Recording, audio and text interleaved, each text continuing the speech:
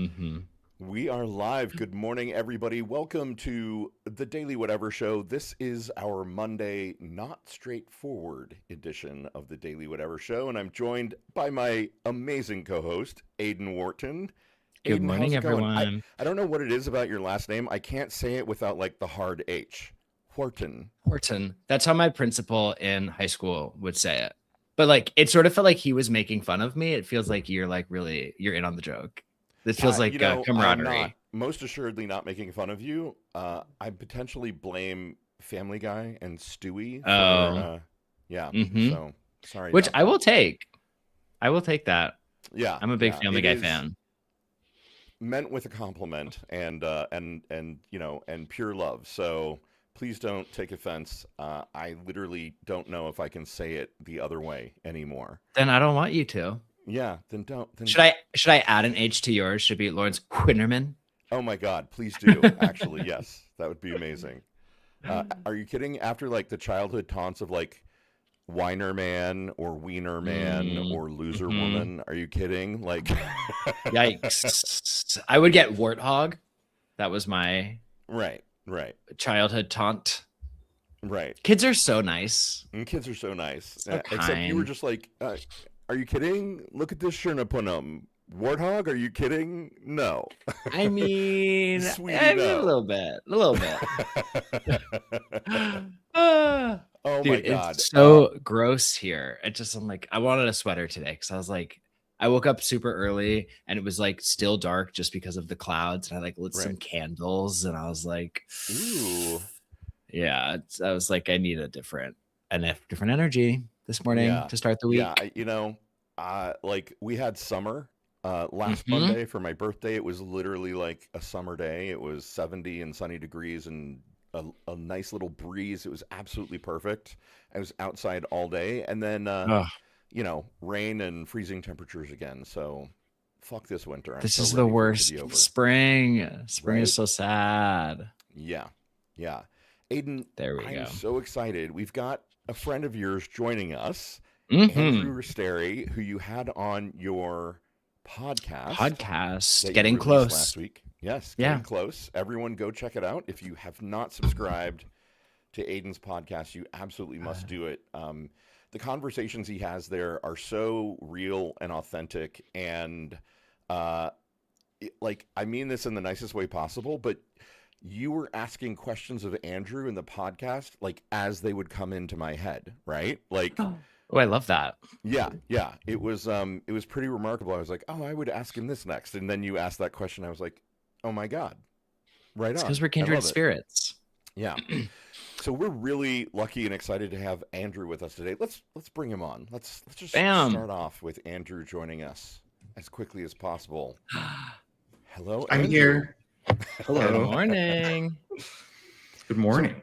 Andrew, I'd love it if you could introduce yourself to the chat. We've got a really active chat here at Not Straightforward and the Daily Whatever Show. I'd love it if you could just tell them They're who the you best. are, what you do.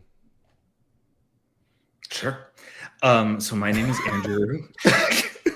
I can do that, I think. My name is Andrew Restieri. I am a PhD candidate at Cornell University.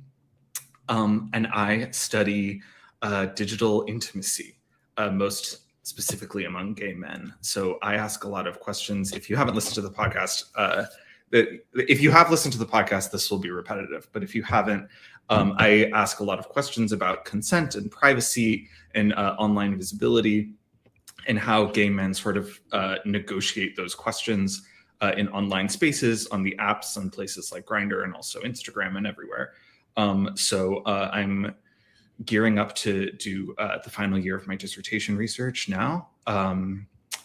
And yeah, that's my story. And Andrew, one of the things that impressed me is you've got a master's, right? Like you've got a master's degree. You've already got several degrees, and I'm really curious about how you decided to take your master's and focus it on this topic in particular. I mean, other than being a gay dude who uses apps. Mhm. That's Like, part of it, right? what was the thing that made you like really focus in and be like, this is it, this is the thing that I'm doing my dissertation on? Yeah, it was kind of an accident, honestly. So I got my master's, and then started my PhD. I came into my PhD asking really sort of broad questions about online queer communities, like how queer people navigate digital spaces in ways that, these spaces that aren't necessarily built to accommodate them, and how do we, use those spaces and the tools at our disposal to find community, to find solidarity, to carve out space for each other. So those were like the big questions that brought me to my PhD. And then about a year into my PhD, I started getting really interested in revenge porn scandals. And we can talk about that term, which I have a whole soapbox about that term. But there were some like cases that I was reading about of nude leaks, and I was interested in the way folks were talking about them and writing about them in this way that it's like, oh, it's this huge violation of consent because the nude photo is being shared beyond the initial exchange. And that sort of simple definition of revenge porn actually like sort of stopped me in my tracks, thinking, I sort of feel like that happens all the time in gay male online sexual circles. Yeah. And it doesn't always feel like it's revenge porn, right. Like so like that was sort of what stopped me in my tracks early in my PhD and made me say, I actually think there's something here that I might want to explore further. Like, when does something become problematic versus when is it okay versus when is it actually kind of sexy? Like, how do the gay male practices around this disrupt more like mainstream or normative ways of thinking about what it means for your nudes to leak? Right. So that I sort of got hit like a brick with those questions about a year into my PhD, and I sort of explored it as a little rabbit hole and only became more and more obsessed, and have now dedicated my entire life and career to asking those questions. So this is great. Like, you've been here for a minute, and I already have like 100 questions and directions that we could go off on. I just want to step back for half a second and kind of the early part of your answer, talking about gay men using online spaces in ways in which they weren't intended, right? Which is sort of the subtext of all gay male history across all time, right? Sure. Like, it makes me think of, like Polari, the use of like a secret language to communicate in times where it was literally a death sentence to be out. And, rest stops, right? Like, men's public restrooms, and using other spaces, public spaces, in ways in which gay men can connect that, that aren't the way that they were designed for the rest of society. So that's kind of a fascinating piece right there. Is that still in any way kind of a piece of what your work is focused on? I'm just curious. For sure. I mean, I think there's such a rich, it's like fundamentally a part of gay male history, as you said. And I think, and Aiden and I have talked about this a little bit too, that I really, I don't take this approach that these online platforms came in and like changed everything. Where I think gay men have been like navigating spaces using their own sort of coded language and behaviors as long as gay men have been around. And I think to start the clock when Grindr became popular is to ignore like a really rich history and a really like an interesting sort of backdrop for how and why gay men are taking up space in these sort of covert ways nowadays. So it's very much it's foundational. Yeah.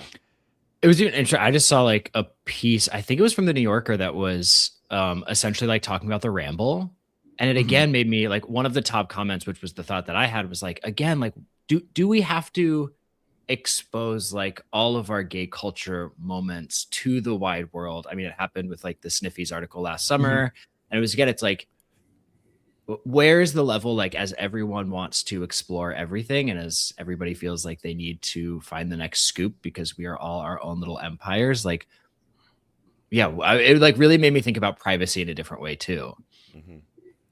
Well, and I think also, Aiden, playing off of that, the idea that kind of gay exclusive spaces used to be significantly more hidden, right? Like, right. I mean, even on the internet, not that long ago, there used to be a site, maybe it still exists, I don't know, Bear 411, which, you know, in the like, should we find out? Early, yeah, go look. I have no idea if it's still there. The dude who ran it was a total fucking asshole, by the way. You could get banned just because you didn't like respond to his messages. It was absolutely like a personal little kingdom.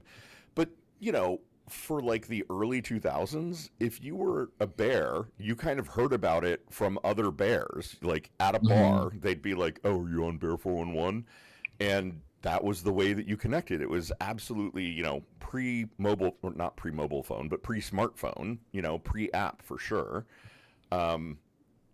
And the only way that you knew about it was somebody else told you. I don't even think it was particularly Googleable at that point. The dude was not going for SEO optimization, right? So, yeah, still there. It's still there, and it still looks like it is from 2005. Like in 2005, that was the shiz. Yeah. If you were a bear and you wanted to get laid in 2005, that was the where way you were. Yeah. Well, it also like this, I don't know if this is like the right place to point this in, but as I was thinking about it this morning, it also brought me back to the conversations, Lawrence, that you and I have had just about like how gay men and sex and fear and risk all live together.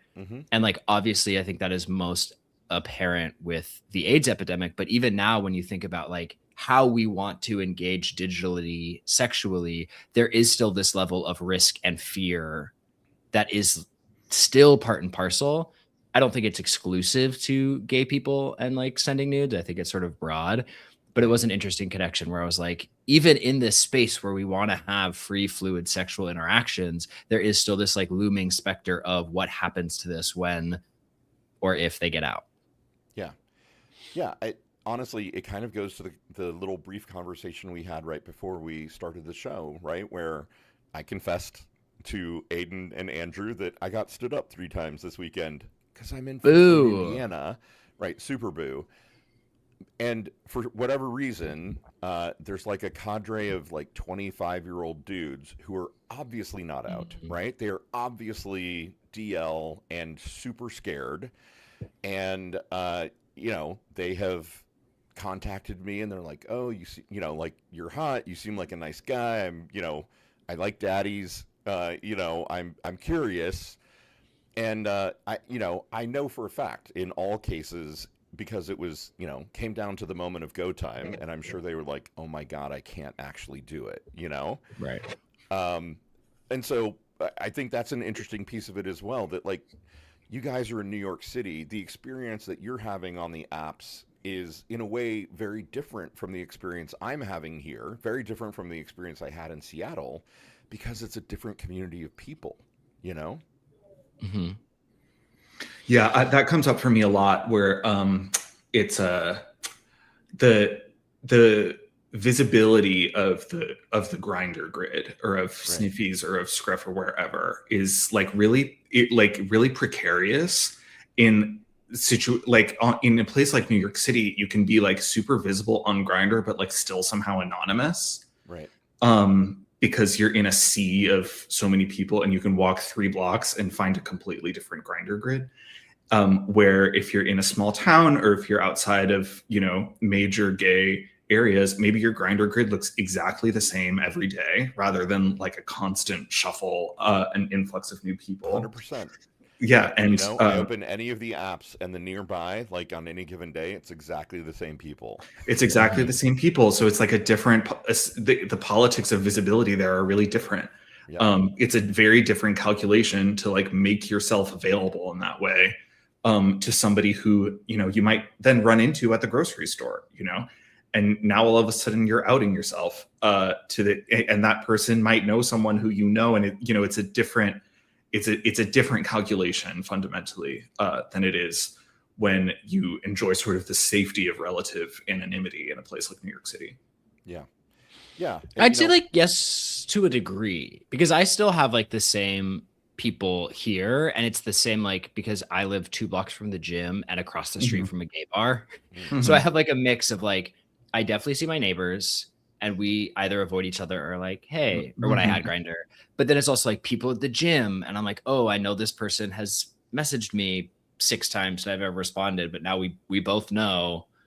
And it is still like that strange like pseudo like parasocial relationship. Yeah. For sure. It's honestly, it's kind of a level beyond parasocial, maybe, right? Right. Because, in parasocial, I feel like there's engagement and there's kind of, I don't know, even if not active interest, there's at least kind of some social niceties. And this is maybe a step beyond parasocial, where it's like awareness. I don't know, Andrew, have you thought about kind of quantifying that level of relationship, or what you would call it? Or I'm not sure. It's something that it's reminding me of the story I told on the podcast of that guy at the bus, Aiden. Right. That like that. Which tell it again. Yeah. I'll tell it again. Again, I'm sorry for repeat listeners, but I am doing my PhD at Cornell, which is in a small town, and I had been hit up by this guy on Grindr repeatedly, and I hadn't responded to him. And we saw each other on the bus, and we made eye contact. And then he sort of chastised me on Grindr for like having the nerve to make eye contact with him on the bus, but not responding to him on Grindr. And that's like sort of peak like small town Grindr politics to me, where it's like you're always and like Aiden said, it's not only small town. You can run into these people. You can run into people who you ignored on Grindr at the gym. Obviously anywhere. But I think what I'm trying to articulate here is just that the calculation that you have to go through of rendering yourself visible in this way, it feels maybe scarier, and that the stakes are a little bit higher when you're just fundamentally less anonymous than you otherwise would be, or when there are fewer alternatives, right? When there's I think the psychology of it is different when you can just move on to the next person. Versus there's a finite number of gay guys in a, however many mile radius. In Ithaca, I get reached out to by gay guys who are like 30 miles away. And in New York, you don't get reached out to by anyone who's more than 1 mile away, so it's it's a different in New York, thing. it's like 30 miles away, we're never having sex, bro. 30 miles away, you're in California. Like that's like, what are you talking like about? 3 miles away is hard. Right. Yeah. That's a long distance. That's not doable. In Fort Wayne, I get reached out to from guys like in Detroit and Columbus, Ohio, and Cincinnati and Louisville, because it's like, are you a day and a half drive away from me? Great. We can fuck over a weekend. Like, let's make it happen. Oh my God, you're one of the few. I'm like, I wonder if there's any positive to that. Like, I wonder if there's any sort of, like I grew up in a very small town as well. And I always sort of attribute my empathy towards the fact that the town was so small that you couldn't be rude to anyone. Right. But again, you still have this sort of like online persona to hide behind. What is it? The online disinhibition effect. But again, I wonder if there's any sort of like difference in how people engage with it in high density populations versus rural in terms of how they respect each other. I don't know about respect. I definitely think, going back to my like original point about how queer people like make community for each other I think you can like leverage something like Grindr to, as we all know, to make friends and to like meet other gay 100%. people, and just, it doesn't have to be sort of nefarious, and it doesn't have to be like, oh, I'm outing myself. It can be, I live in Indiana and I don't know any gay people here. And like, where are all the gay people hanging out? It could be, you can find them in places like Grindr. If you're interested in rural queer experiences, I really recommend a book, Out in the Country by Mary Gray, who did like a wonderful ethnography of rural queer populations and sort of where queer people in rural America, like how you can like build a queer community out of Walmart. Yeah, I definitely need to check that out. Reading recommendation for the listeners. You know, it's so interesting. I moved here about 2 years ago and kind of showed up on the app sort of like, what's up? Where are the gays at? I'm new to town. And it just sort of radio silence. And I was like, are we having a funeral? Like what happened? It is, I think, peculiar to this place. Fort Wayne happens to be very churchy. Like it's very, like it's a very religious little town. And I mean, not little. It's like 250,000 people. It's not like nobody's here. Right. I just think if you're queer and you're from Fort Wayne, you move away because it's not really safe here in a way that it might be in a college town like Ithaca, for example, right? So it's been a very interesting experience because even the vibe online on the apps has a very particular sort of repressed flavor to it. So, Andrew, you had mentioned before the show that you're going on like a little tour of not big city queer America. Will you tell us a little bit about that? Well, it's all a work in progress, so don't hold me to like anything that I'm about to say. I have to go through a whole bunch of approvals and stuff. But yeah, I think I'm really interested in my dissertation research of not just like sitting in New York City and talking to, the kinds of gay men that Aiden and I interact with all the time that be sort of really easy for me to get in touch with, who I'm still like really excited to talk to. If you're a New York City gay man, please still email me. But it's like I said, where I think the politics are really different. And I'm not going to sit here and like make claims about what it means for gay men to put their nudes out there on the internet when I think it might be a really different calculation for a gay guy who lives in New York City than a gay guy who lives somewhere more rural, right, or even suburban.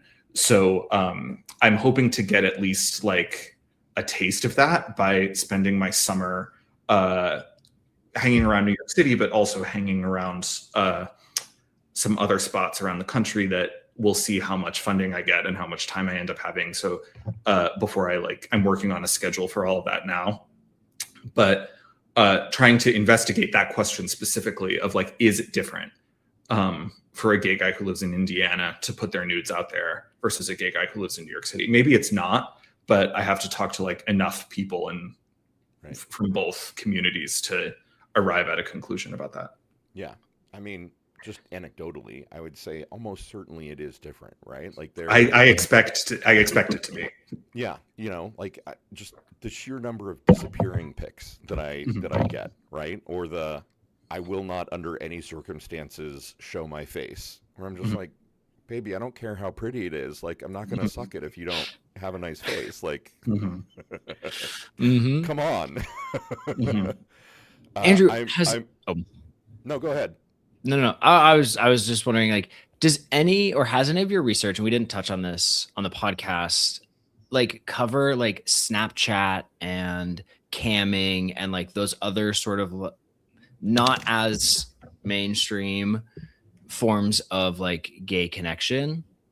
Yeah. So I ask that question because I'm really interested in like how people use different platforms differently, and like whether the rules of certain platforms are different for different people. And the response that I've gotten is this sort of level of platform like agnosticism, where it's like, we're going to do this no matter where it is, right? Like, I'm just interested in transmitting my nudes somehow. And like some platforms make that possible to do that in a way where, Grindr albums are a relatively new feature where you can't, you can have a little bit more control over it and disappearing photos on Instagram. So the novelty of Snapchat has kind of worn off a little bit. So, but I expect there's more to it than that, where like maybe if you're in a more trying to maintain a higher level of like anonymity, you might pursue nude sharing on a platform other than say Instagram. Right. Where it's easier to attribute them to you. Vouch have had people actively move the chat to Snapchat because they want to share in a place where they can send it disappearing and then delete it. And then delete it. Yeah. And a lot of people will have like nude specific Snapchat accounts, right? It's not like their personal Snapchat. It'll be like some like XXX Snapchat account without their name on it. That's another sort of contradiction where they'll like the guys I've talked to at least have told me that it doesn't matter, that they'll do it wherever. But I expect there's more to it than that. Where yeah, I feel like there's like a level of like more security on Snapchat because it has those like built-in features. But and go ahead. Yeah. I was just gonna say it's and I think the open question is whether that is even true or whether it matters, because I think a lot of that like more security is like for yourself, and is for the mental exercise of saying that I'm like not opening myself up to this thing that might potentially expose me or make me vulnerable in some way or threaten my anonymity. And I don't know the answer. I think that's kind of an open question of like whether like migrating to a different platform is actually meaningful or whether it's sort of a mental exercise. Well, and the interesting thing about Snapchat that somebody on Instagram DM'd me after listening to our episode, and he said that he got added to a Snapchat group of like 100+ dudes, many of whom say that they're married to women. And the majority of what they do is take horrible pictures of their dicks and compliment each other. I don't fully understand the point of it because it's not great community. There's not like discourse or responses, but the number of people in the group stays very high. And so again, I think it's like close friends meets OnlyFans, where it's like you can just send without caring as much about the actual reception, which I also think is just how people use Snapchat anyway. Yeah. And I don't know, interesting. It's interesting. It makes me think about the cam community, right? Because like so many times I'll get hit up who's like, do you want to watch me jack? You want to watch me finish? I'm like, I don't actually. Like that's so not my thing. You know, no harm or foul to anyone for whom it is their thing, but also it feels not very participatory to me, right? Like you're participating, but I'm just watching. That's not my jam. Andrew, I'm just kind of realizing we may have jumped right into like the depths of everything without really sort of summarizing for the audience, because there's kind of a dissonance in my mind. I've got so many straight friends, and particularly straight women friends who, if you talk about like an unsolicited dick pic, like that's a red alert, world-ending, block forever, right? And that's just not true in the queer community, in the gay community. So what are some of the just kind of high-level findings, would you say, so far in terms of like the way gay men interact with nudes? Well, I think part of it is that sometimes it is true for gay men.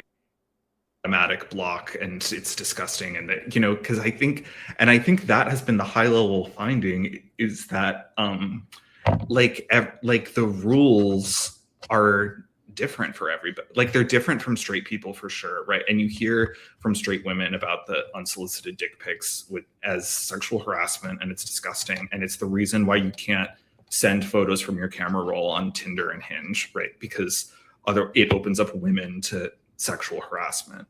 Right. I think a lot of guys would not call receiving an unsolicited dick pic from another gay man sexual harassment. Which a lot of people said in the comments for clips of our reel, like there was a huge disagreement about how people quantify that and close friends, and like people accused us of saying it was sexual harassment, and I was like, we didn't actually say that. No, I know. People thought we were being sex negative about it, and I was like, wait, if you listen to the episode, we are not being sex negative about it at all. Have listened, not sex negative at all. But I'm just trying. All I am trying to do is articulate that, like, the rules are different for different. Some people interpret it as sexual harassment, and that's like valid for those people, you know. And if receiving an unsolicited dick pic is upsetting to you, that doesn't make you like less of a gay man. It doesn't make you a prude. And if it's hot for you to receive an unsolicited dick pic, it doesn't make you a slut who like doesn't have any boundaries.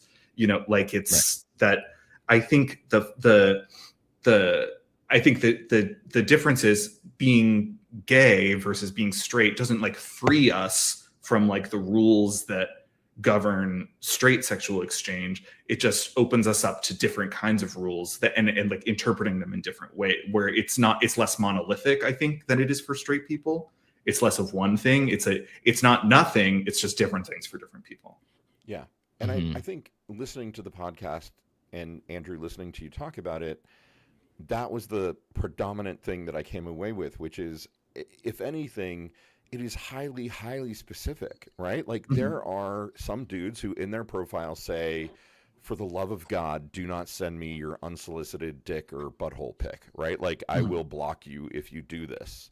And I have absolutely seen profiles that are like, if you're not showing me that ass, like don't even talk to me, right? Like, and so it's really almost, you know, not just a patchwork. It is absolutely dependent upon the person that you're interacting with and what their personal boundaries are, right? Yeah. And like how attracted you are to them. Right. And like your level, like I think that's the other thing about Grindr that I don't think we covered as much on the podcast is like, you're going to behave differently at 10 a.m., 1 p.m., 3 p.m., and midnight, you know? Right. And like, if somebody sends you a nude at 10 a.m., there's a higher chance that you're going to be like, but if you're like bored and horny at midnight and that same person sends you the exact same picture, you'll be like, oh, okay. Like, and again, so it obviously is like so nuanced. How cock hangry am I at that point? Right. Well, and the fascinating thing is Isn't that always the question? they said that Sniffy's most active time is 1 p.m. on Monday. Really? Mm-hmm. All right. Well, TikTok, you got a couple hours. Get ready, everybody. Everyone get ready to go. Yeah. Yeah.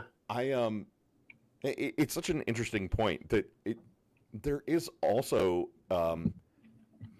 forgive me for going here again, but like, is it pretty, right? Like, are you sending me an unsolicited dick pic? I mean, I got to tell you, there was a time that somebody sent me a dick pic and I was like, that is a hate crime. Like that is the ugliest cock I have ever seen in my life. You sending me that unsolicited is like a war crime. You should be in Den Haag being persecuted for a war crime for sending me that. I can't unsee it. You know? Which in that case, they should go read my article about how to take a pretty dick pic. Number one, don't do it over the toilet for the love of God. Oh no. Oh my God. Nope. That was big. Clean up the background. How many times do I have to tell, you know, but have a little bit of frame of reference. There should be enough in the photo so that you can figure out what you're working with. Right. Do you have a bookcase of interesting books behind it? Then I'm more interested. What are you reading? A little bit of Kant, a little bit of Dig. Right. Do you play Catan and other interesting board games? Great. Much more interesting. Well, actually, somebody, now I can't even remember like where, this might have been on a reel about Grindr. Somebody said that he put in that like on his front page of his Grindr picture, his first picture, that he put like him in cosplay, and he put all in his binder that he was into cosplay because he's like, I know that is going to limit my chances of, or limit my number of people, but I know that I will find the right person. And I think he said he found his boyfriend of like many, many years. Yeah. And I was like, oh, that's another really interesting way to be like, here's my interests right up front. Right. Let's see who bites. Because I was going to say, like, if I can see your Star Wars action figures behind your penis, I am not interested, right? And I know for a fact, like, first ex-husband would have, like, that would have, for him, that would have been a huge yes. Do you have a Captain America action figure on the bookshelf behind your penis? He's all in, right? Like, my very first boyfriend now has a massive Captain America tattoo. Ah, yeah, there you go. For some people, that's the jam. Andrew, I was thinking about, as you guys were talking, and I really appreciated that you kind of talked about this in the podcast. Like, I'm really cognizant of the fact we're three attractive white guys, right? Like, we're there's a definite, you know, and I'm 56. Like my experience online I can very much speak to how my experience online has changed over the last 20 years. Not just because online changed, but because I became Santa Claus somehow in the intervening 20 years. Right? But like there's definitely something about class, and you guys talked about it in the podcast. I'd love to hear your thoughts on that, Andrew. Yeah, class is everything. It's and we talk about it in the podcast. It's like I mentioned this, that like not all of us interact with these platforms the same way, and we talked about it earlier about the rural urban divide, but the class divide is also a really big deal in terms of how, to what extent you feel like you need to make yourself visible in that way online. Like a lot of folks I've talked to who admitted to sending unsolicited nudes said they did it to like attract someone who they might have perceived as being out of their league. Right. And then what does that mean? Does that mean like a white, fit, masculine gay guy, the person who we generally think of as having higher like class status amongst gay male sexual circles? Right. And then to what extent does that guy feel like that guy might be more likely to say, oh, I would never send unsolicited nude photos, but he might feel like he doesn't have to, right? Because it just comes to him. Right. So all of these positions are relative, and again, those folks inhabiting different class positions, or even perceptions of different class positions, have a different calculus of what it actually means to make yourself sexually visible online. Yeah. Which is go ahead. Go for it. Oh, I was just say like that was, I think, like the biggest thing. It was Andrew and I had our first talk like probably a year ago or so, something like that. And on that phone call, you were like, "Let me guess, you don't send a lot of unsolicited nudes." I was like, "Not really," and you're like, "But I bet you get a lot of them." And I was like, "Oh yeah," and then you were like, "Well, that is because of this sort of class disparity," right? Which is like, again, like I think the biggest thing about privilege is that you don't know it is a privilege that you have until you are made aware of it. Yeah. And that really shaped my perception around how I exist on the apps and like what sort of that means. I forgot this on the podcast. I forgot number 5, but the 5 things that people look for in a Grindr picture inherently is tall, white, masculine, muscular, and athletic. And athletic is basically just if he thinks you're a top or not. Right. I had this conversation with my ex in Seattle, and I was like, he's 35, but still kind of relatively new to coming out, like doing the whole I'm bi and DL, but I really love having sex with guys. And I was like, baby, you are tall, attractive, hung, and a top. You are going to be swimming in offers. Like, and his experience online on Sniffies or Grindr is vastly different from mine, right? Because he and he's got a really pretty cock, and so like he just shows it and has 100 offers, And so his experience of using Sniffies is he's always in anonymous mode, because if he's not, he's literally inundated with offers and too much to kind of keep up with, and so. They're absolutely, and by we're defining class essentially as like attractiveness, right? And Aiden kind of on those 5 parameters that you're talking about.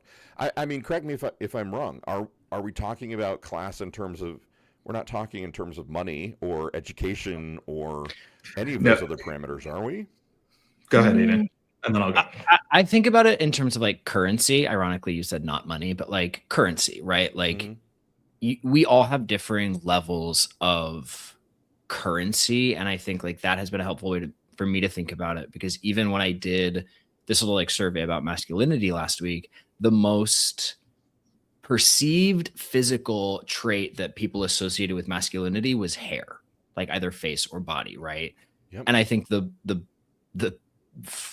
fucked upness of gay culture is like you can feel like the best thing in the world until you stand next to someone who has a currency you don't have. Correct. And then you're like, oh, and now I feel bad about myself. Right. You know, so I just see it as like this, and yes, like a privilege and a currency and class, like there are so many differing levels of it, but it is so, again, like complex. Yeah, I like the use of currency there because yes, we are talking about attractiveness, but obviously attractiveness is like relative and subjective, and all like not everyone is looking for like a muscular white top, you know. So I think it's and we talk a little bit on the podcast about the like sort of economy of like Grindr as a sort of economy and your nudes as being like entities of value. And I think that's sort of like it's what's valuable to you, right? And for a lot of people, what's valuable is, you know, white masculine tops with pretty cocks or whatever. But that's not Why what's is it funny when Andrew says it? It was funny when you said it too.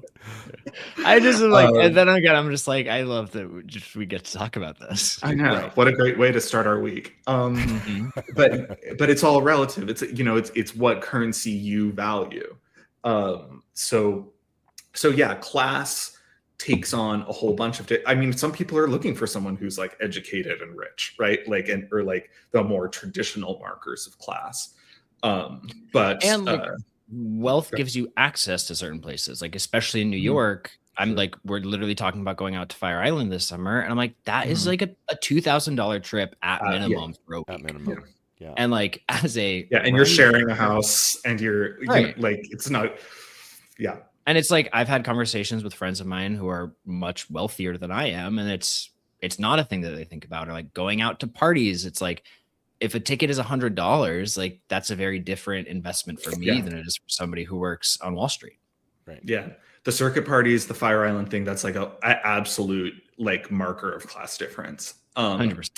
So we all probably know people who prioritize that, right? Like I absolutely know guys who their life mission is to go to every bear party they like.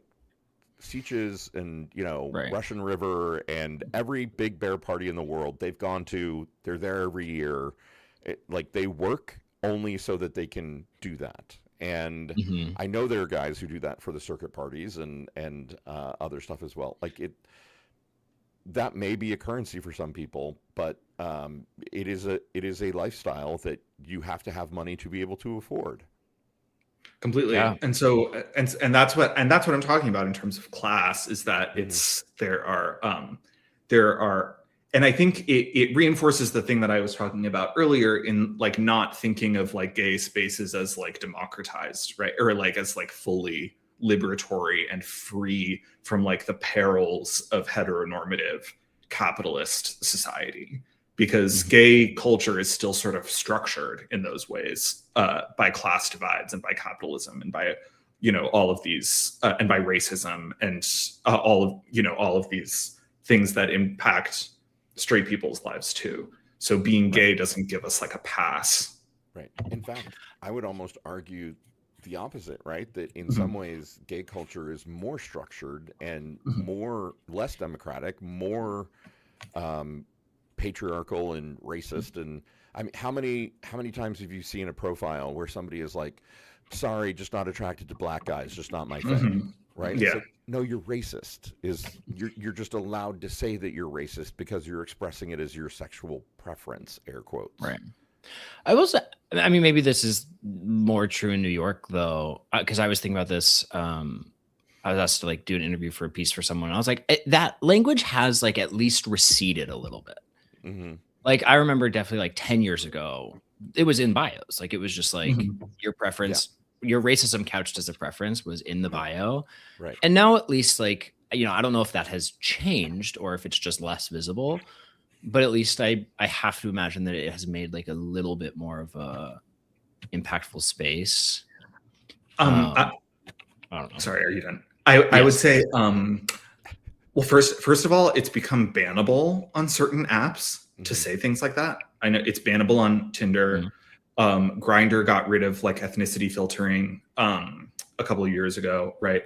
So platforms have taken steps to mitigate that. So that's not entirely like gay culture becoming more evolved. The other thing I would say is that this is another thing in my research that's come up as a location difference, where like different folks in like different sexual communities have talked about being more open-minded than folks in other sexual communities, where like in certain parts of the world or in certain cities or wherever, there's less the culture of the sexual community there is more democratized and more open-minded than it is in places with more rigid structures. So I can't. Moments of that, like on Scruff, for example, one of the places where there is, like a race selector, I've noticed way more people selecting multiracial as, even if it like, their name is John O'Connery and they're the most Irish person who ever, they're picking multiracial because it's a way of sort of opting out of that as a structure, right? Yeah. Andrew, what would you say is the most surprising thing that you've come across so far in your research?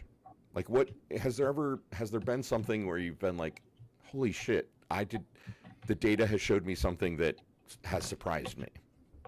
I mean, every day. And I think Aiden asked me this question too, so I'm going to try and give a different answer. I think at least the thing that's been most interesting to me is the sort of contradictory nature of a lot of the ways we talk about this, in that I ask a lot of questions about like sharing other people's nude photos and revenge porn and whatever. And a lot of people will talk in very moralizing terms about that behavior, about it being wrong and it being disgusting, and then admit to doing it.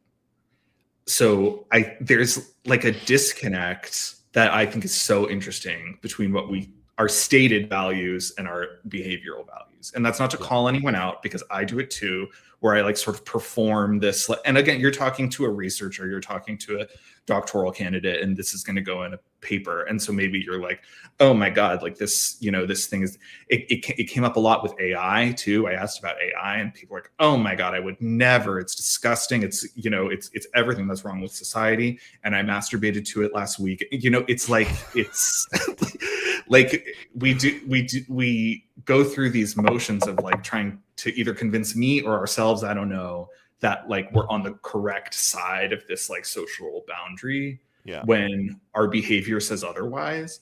And that is what I have found like the most like captivating about my research, and what I'm still trying to what I'm going to spend the next year trying to understand is this because it's all about these sort of moral social boundaries that we set for ourselves and each other, and where we position ourselves relative to those boundaries. I'm stuck in my head on the whole like, oh, AI, it's gross, it's disgusting, I masturbated to it yesterday, right? Like it like it's the new Tom of Finland, right? Like in the for my generation and the men before me, it was Tom of Finland. Yes, there you go. Hyper masculine, like just absolutely completely unrealistically sized cocks. And like that's what AI porn is now, right? It's like the body that is literally impossible for a human to have, but flags hypermasculinity or whatever it is that you're into, right? It's spooky. It's spooky, especially because it's like it's all over Substack. Like the Substack, like sort of like sometimes my feed is like this weird sort of like, it feels like political Tumblr where it's like AI porn and Tumblr. I mean, and politics. And yeah, I don't know. I have not jerked off to AI porn that I know of. Marked safe. But again, marked safe from, and it's just like it's so interesting. But I hadn't thought about it like Tom of Finland, because I guess we were already doing it. Now it's just not a person putting it out. The way that we did it is you needed somebody who was a really talented artist and pervy in the same ways that you were pervy, right? Wanted to see hyper masculine features and like 15-inch cocks or whatever, and they had to draw it, Yeah, it's this question of what actually makes it unethical, right? And I as the researcher have to go in with a really open mind, right? Like I as the researcher can't go in and say like AI porn is disgusting, don't you think? Like because that's like I have to ask really open-minded questions about AI porn and ask like what actually is it that's upsetting to people about it? Like what is it that's unethical? And some folks can really clearly articulate that, and some folks like really can't, and like have the capacity to find it hot and have the capacity to masturbate to it, and like that's okay too. But it is this. I almost feel like we're not even like ready as a culture to talk about it because it's like because no one is willing to sort of to admit to their like actual behaviors around it. And that makes it Also, hard. Leo Herrera has some really interesting writing about it. He had a piece called The Rape of Henry Cavill, and this was maybe like a year and a half ago when Henry Cavill was like the prime example of everyone just taking his photos and putting them on any sort of generated image, and just like questions about consent. And it's interesting because I'm like, I have a really visceral reaction against it, but I don't know if I can verbalize exactly why. Well, there's also a difference between deep fake porn and like general AI porn. Right. Those are two different things. And I think the politics of those two different things are really different. But even in the deep fake porn space, which is almost universally thought of as like more problematic, there's a long history of folks like photoshopping Henry Cavill's face onto pornographic images, and no one was really that up in arms about that. You know, like that's or like some artistic rendering of Henry Cavill as Superman with his cock out, like that someone drew themselves on an iPad. Is that different from an AI generated image of that? You know, because they took the time to do it. They care. And we're supporting queer art and all of that. You know, but like the ethics, it's fan fiction, exactly. And like the fan fiction has been around forever, and it's the ethics of it are different when it's AI. So it's like a whole. Again, it's so touchy and it's hard to even talk about because folks are so quick to jump to like, oh, this is disgusting. And I think there's more to it than that. Yeah. So we're coming up on kind of the top of the hour, and I'm trying to think of how to wrap this conversation up because honestly, I feel like we could talk about this subject forever. Andrew, is there a big question that you haven't found an answer to yet? Is there something that's sort of in the scope of your research that eludes you? All of it. What are you talking about? Like, I don't have any answers. There's too many questions. Right. I don't have any answers. I think it's like, I think I like, and I said this to Aiden too, that like, I'm not like trying to come out with a book that is like, these are the rules of gay culture, right? Yeah. Like this is gay culture as I've seen it. Like because I don't think that's possible. And I don't think that's really even like responsible to produce. Like I'm like, sorry, because I did name the thumbnail "The Hidden Rules of Hookup Culture." And I know. Did do well. I love that title. I was like, ooh, that's such a good title. I want to use that. But it's also like and it's and there are hidden rules, right? And that those are the things that I'm like looking to uncover, but it's not like you can articulate like a set of like, okay, I figured it out, everyone. Like this is how it works, and you know. And by the time I finish this dissertation, there will be like some new platform that's disrupting everything as well, and the rules around AI will have changed. And you know, like I think I'm just and I think that's where I sort of stopped short of like telling guys how to feel and how to. I try to, and that was what folks were not understanding about that close friends comment on the podcast is like, I'm not telling you how to post on close friends. You know, like I'm not telling you this is how gay guys post on close friends. This is how like a couple of gay guys that I've talked to post on close friends. And this is how they feel about it. And I'm going to sort of extrapolate from there of like what I think the implications of that are. But it's all questions at this point. It's no answers. Well, I mean, and it kind of goes back to that thing we said earlier about how it is so specific about the two people interacting, right? Like the hidden rules of hookup culture are whatever 2 or 3 or 10 people are flirting and, you know, exchanging messages, it's about that dynamic that's created in that moment. You know, in somebody who absolutely positively doesn't want to see a dick pic, and somebody who, you know, unequivocally will not hook up with you unless they see a dick pic, right? Like, it's absolutely sort of situationally generated depending on who's doing it.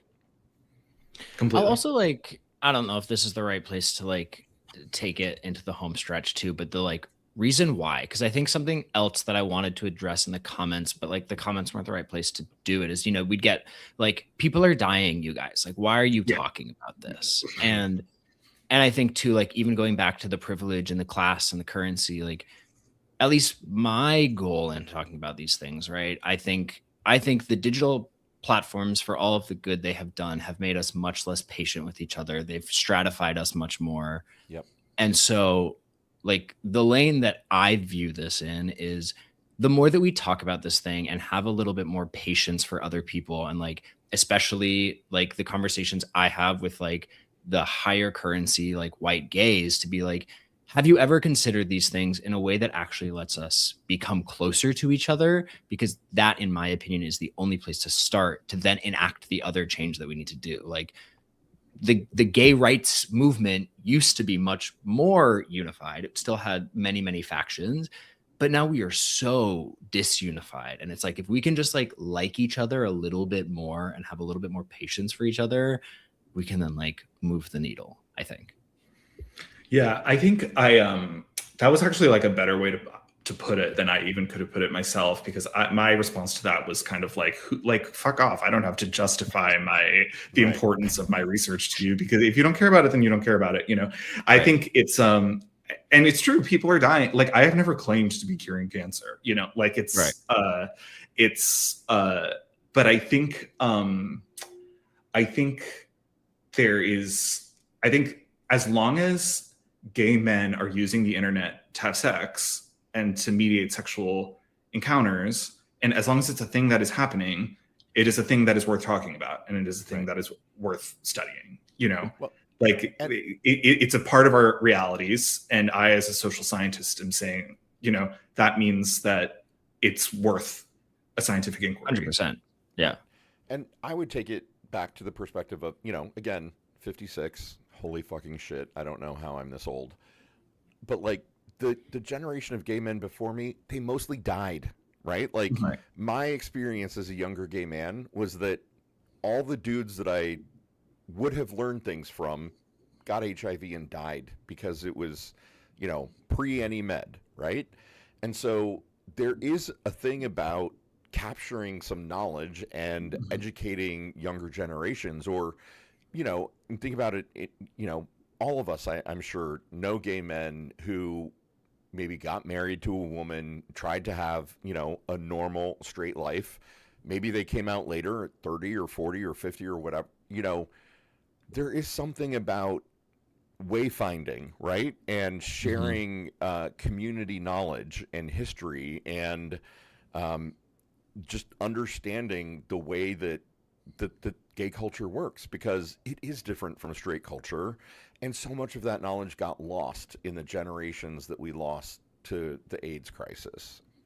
So, you know, that, I know that's a drum that I beat all the time, but it's true, right? Like, it's still so much a piece of my lived experience, and yeah, I think what you're doing is really important, Andrew. So, me too. I've got last week, or maybe the week before, Aiden, I don't remember. We asked a funny question at the end. Not funny, but I really liked it. I kind of think it should be our shtick, like, which is, what are you listening to at the moment that is giving you life, right? Just 2 weeks ago.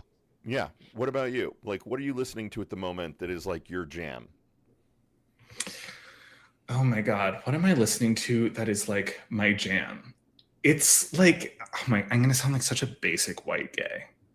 Is that okay? Yes. Yeah. Oh no, we're going to kick you off. We're going to kick you off in 30 seconds anyway. Right. It's literally Sweetener by Ariana. Like, I've been like re-listening to Sweetener. And I'm like such a basic Ariana Grande gay. And it's and it's so, the formula is like so tried and true that like the beginning of an Ariana Grande song starts playing and I just like feel blood start like pumping into my chest.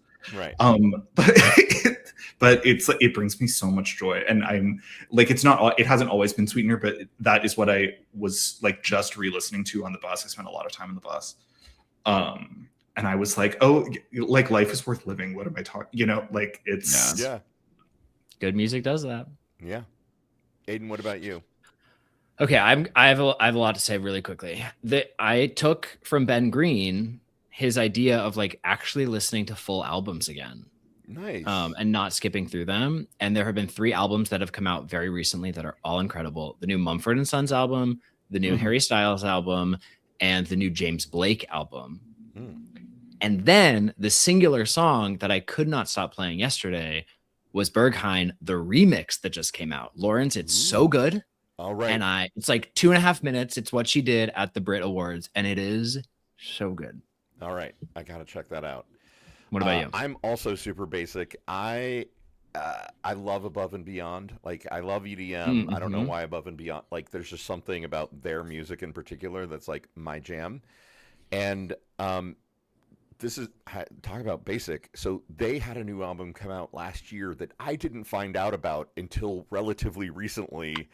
And so I've been listening to that like on nonstop repeat, and you guys, like some of the lyrics to the song are so dumb. Like some of the song lyrics are just really not good, right? But I love the vocalists that they choose, and I love their beats. And so they've got a song, "Blood from a Stone," that is like on my magic repeat over and over again. Like, you know, I'm at the gym and it's literally on repeat, and I'm like powering my entire workout to that one song kind of thing. Yes. So, yeah. Oh, I'm going to listen to it when I go to the gym today. Yeah. Andrew, where can people find you before we go? They can find me on Instagram at Andrew Restieri. It's just my name, no dots or anything. Restieri. It's right here. Yeah. You can also find my website, andrewrestieri.com, which has more information about my research, and my email is linked there. And that Substack account that has 2 subscribers, is that actually you? It is actually me. I made it like a month ago, and I was like, I am at some point going to start writing on it. That point has not yet come, but hopefully it will at some point in the future. Subscribe so that when Andrew does start publishing things on Substack, you can go read it there. Get it. Aiden, what about you? Where can people find you? Instagram, Aiden Wharton, Substack, Gay Buffet, podcast, Getting Close. Yeah. Bam. All right. I am also on Instagram, although I can't remember what is my porn account and what's my real account, so I'm not actually comfortable to. I think it's Ellie Winterman. I think that's the clean one. I think so. Yeah, it's definitely not Beefy Papa. Don't look at that one. And I'm here on Substack, lwinner.substack.com. I just published this morning my first speculative fiction article based on the 2 kind of hinge events that I explored in my 2 most recent articles. So this is my whole little thing where I'm doing a triptych. It's 2 articles kind of talking about current events and trends that are happening, acceleration events that are happening in society and culture and politics. And then the third piece is always going to be a piece of speculative fiction based on those 2 things. It's about oil prices spiking in the Strait of Hormuz, but it's set in 2029 during a Gavin Newsom presidency. So go check it out. I'm really proud of this one. Andrew, Aiden, thank you so much. This was such a fun show, you guys. Always. Thank you so much for having me. Andrew, when do we get to read your stuff before we go? You'll know when I do. All right. Awesome. Thanks for being here, everyone. Have a great day. Love you, mean it. Bye. Bye, chat.